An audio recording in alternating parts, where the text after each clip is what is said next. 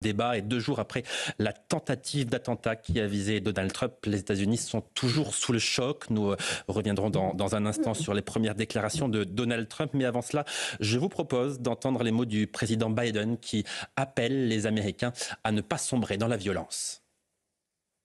À l'approche des élections, nous sommes tous confrontés à une période de test. Plus les enjeux sont élevés, plus les passions sont ferventes. Il incombe donc à chacun d'entre nous de veiller à ce que nos convictions, aussi fortes soient-elles, ne sombrent jamais dans la violence. François Pupponi, est-ce qu'il va devenir plus difficile pour Joe Biden de critiquer, d'attaquer politiquement, verbalement Donald Trump? Parce que si les choses se poursuivent comme avant, on risque de lui dire, mais en attaquant aussi frontalement Donald Trump, vous lui collez quelque part une cible dans le dos? Bien sûr, c'est ce qui est déjà dit aux États-Unis. Les républicains en particulier disent le fait d'avoir critiqué Trump comme on l'a fait pendant tant d'années, on lui a mis une cible dans le dos. Donc si vous continuez, vous serez responsable.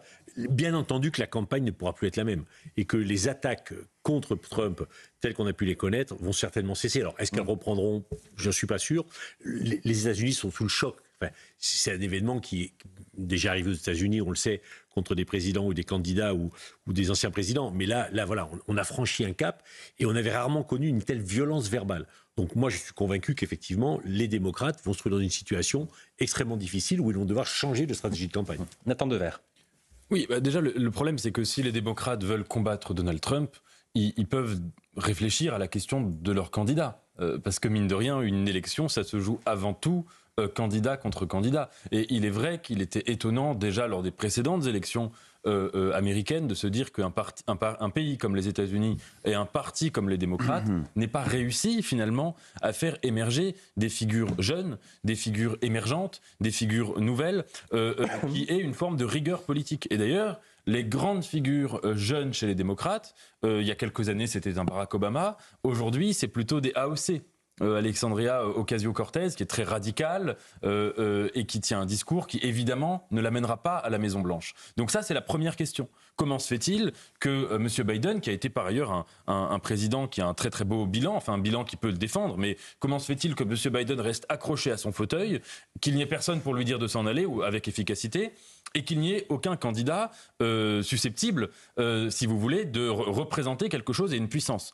Face à cela, évidemment, tant qu'ils n'auront pas posé cette question, avoir de la violence contre Donald Trump, verbale ou autre, mais même verbale, c'est évidemment pas utile. Et deuxième chose, évidemment, la question de la violence aux États-Unis, elle est centrale. On dit souvent qu'on assiste à une américanisation de la vie politique française, et si c'est le cas, il faut s'en inquiéter. Nous avons aussi en France des capteurs d'un débat politique qui devient de plus en plus non seulement polarisé, mais brutalisé, de politiques qui n'ont pas de problème, notamment sur les réseaux sociaux, à se comporter de manière absolument indécente, à livrer leurs opposants à des formes de harcèlement, parfois les insulter, parfois les attaquer sur leur vie privée, vraiment à se comporter dans un mélange de cours de récréation et de violence. Ceci doit nous alerter. Oui, alors puisque vous évoquez la situation politique en France et vous dites qu'on assiste peut-être en France à une américanisation de la vie politique, on va écouter le ministre de l'Intérieur, Gérald Darmanin, qui explique que ce qui est arrivé à Donald Trump aux États-Unis, eh bien, il se pourrait bien que ça arrive un jour en France. La violence politique, malheureusement, elle va de pair avec le bruit, la fureur, les appels à la sédition, parfois les appels à la violence. Alors c'est vrai que les États-Unis ont malheureusement une tradition de s'en prendre aux personnages les plus importants de leur pays, et notamment les candidats ou les présidents des États-Unis. Donc je voudrais avoir une pensée pour M. Trump, bien sûr, et puis pour l'Amérique, qui doit être très choquée aujourd'hui. Mais c'est tout à fait possible que cela puisse nous concerner dans les prochains temps. Joseph Touvenel, quand le ministre de l'Intérieur dit la violence politique va de pair avec le bruit, la fureur, les appels à la sédition, quand il dit cela, Gérald Darmanin, il est évident qu'il vise la France insoumise et Jean-Luc Mélenchon. Il a raison. Regardez le tweet pas si vieux de Rima Hassan qui nous disait en gros que la vie, la liberté ne peut surgir que du cadavre en putréfaction des colons. Enfin, si c'est pas un appel au meurtre, je ne sais pas ce que c'est. En nous disant que voilà, si on veut avoir un monde brillant, mais c'est exactement le discours des révolutionnaires en 93 ou en 91. Les colons qui, dans son esprit, disons-le clairement, sont tous les hommes blancs en réalité. Alors les colons dans son esprit, alors c'est évidemment les Israéliens, mais les hommes blancs en général. Mais c'est aussi dans nos banlieues. C'est très très grave ce qu'elle fait. Et ça passe, donc c'est véritablement un appel, et il ne faut pas le laisser faire. C'était très bien dit. Après, on n'est jamais à l'abri, rappelez-vous, il y a eu un attentat contre Jacques Chirac, donc ça peut nous arriver, mais on sent monter des tensions avec des gens qui, aujourd'hui, vivent de ces tensions, et sont en train de continuer, tous ceux qui pratiquent un peu les banlieues, et ça m'arrive, je vois très bien, ne serait-ce que les endroits où je pouvais rentrer avant et où je ne peux plus rentrer maintenant. C'est simple, ça. C'est géographique, c'est clair, c'est net, et c'est à quelques kilomètres d'ici, par exemple dans des cités de Vitry. Louis Dragnel, comment est-ce qu'il faut interpréter les propos du ministre de l'Intérieur ?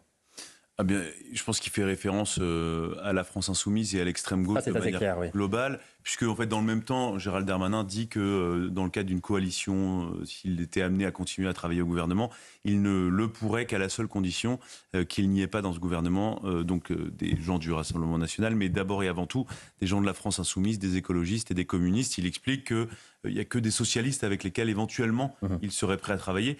Et donc forcément, ça fait référence aussi à ce qu'il a vu comme ministre de l'Intérieur. Tout à l'heure, vous évoquiez la question des manifestations contre les bassines dans les Deux-Sèvres. Gérald Darmanin a forcément en tête et en souvenir le fait qu'il a voulu dissoudre les soulèvements de la terre qui, à Sainte-Soline, avait d'ailleurs violenté. Il y avait 47 gendarmes qui avaient été blessés à l'époque. Et donc voilà, cette violence politique, je pense qu'elle fait écho à tout ça. Et simplement, si on peut faire un parallèle entre ce qui se passe aux États-Unis et ce qui se passe chez nous, et Nathan Dever l'expliquait un peu pour les États-Unis, c'est qu'on assiste quand même à un blocage politique dans les deux pays. Dans un cas, vous avez des candidats qui sont les mêmes depuis pas mal de temps, avec un président sortant dont on voit aussi toutes les limites, et puis Donald Trump qui a tout fait aussi pour prendre sa revanche. Et en France, alors c'est pas autour de personne, mais il y a un blocage politique qu'on décrit maintenant depuis plusieurs semaines, et on a énormément de mal à voir comment est-ce que ça peut se débloquer. Il y a très peu d'issues possibles. Et enfin, pour terminer, moi ce qu'on observe en France pour le coup depuis quelques années, c'est le fait que on voit que la société maintenant est très compartimentée en camps totalement étanches. Un peu comme ce qui se passe aux États-Unis, c'est-à-dire que Donald Trump ne cherche pas à convaincre des démocrates, il cherche à surmobiliser son camp, et c'est la même chose d'ailleurs pour Joe Biden. En France, on assiste à une forme de parallélisme par rapport à ça, puisque maintenant, quand vous vous adressez à des gens, vous adressez uniquement à une communauté, un peu comme sur les réseaux sociaux, mais vous cherchez assez peu en fait à convaincre l'autre. Il y a assez peu de discours universalistes. Il y a assez peu de discours qui font référence au projet commun, au projet collectif. À chaque fois maintenant, c'est ce qu'on appelle le marketing politique, et je pense que c'est une vraie dérive, parce que le marketing politique enlève à toute personne le projet commun. Il suffit de simplement de voir, aujourd'hui, les gens, quand on leur parle de leurs attentes politiques, ils pensent simplement à leurs intérêts catégoriels. Ils vous disent pas, moi, mon souhait, c'est que mes voisins ou les gens qui souffrent vivent mieux. Non, à chaque fois, ils disent, mais moi, je veux payer moins d'impôts, ou alors je veux avoir plus d'aide sociale par rapport à ma propre vie. Et c'est là où je pense qu'il y a une bascule de la société qui s'est produite en France. Il y a 25-30 ans, c'était pas le cas. Il y avait une idée de projet commun. Aujourd'hui, j'ai l'impression que c'est complètement terminé. François Pupponi, rapidement, la violence politique aujourd'hui en France, elle est principalement verbale. Mais est-ce qu'au bout d'un moment, cette violence verbale, elle ne devient pas nécessairement une violence physique ? Bien sûr. Moi, je suis convaincu que, en tout cas, on l'a vécu la dernière mandature, et il y a toujours eu des joutes verbales à l'Assemblée, très bien. Mais on n'en venait jamais aux mains, ou très rarement. J'ai connu ça une fois où on a failli en venir aux mains, mais c'est très rare. Tous mes anciens collègues lors de la dernière mandature disaient qu'à un moment c'était tellement tendu qu'on pouvait en venir aux mains. Voilà. Et on voit très bien la volonté de la France insoumise de tendre les choses. Et bien sûr qu'on peut en venir aux mains. Alors, soit physiquement entre deux élus, ça peut arriver, et puis on fait basculer dans la violence physique des gens qui ont un esprit faible. En les excitant avec le discours que certains véhiculent, ils peuvent passer à l'acte. Et on voit bien les agressions contre les élus. Donc bien entendu que la violence verbale va laisser la place à la violence physique. En 2 mots très rapidement, Nathan Dever. Oui, je voulais juste dire que ce que disait Louis était très intéressant, que Barack Obama, quand il a utilisé pour la première fois les réseaux sociaux pour une campagne, le but de ça, c'était de repérer ses électeurs potentiels. Donc c'était pas une communication de la persuasion des autres, c'était vraiment une communication de prêcher ses convaincus. Et en effet, je suis tout à fait d'accord, on est enfermé là-dedans, ou avec une sorte où chacun parle à sa sphère, à sa bulle de filtre, et c'est très dangereux pour l'intérêt général.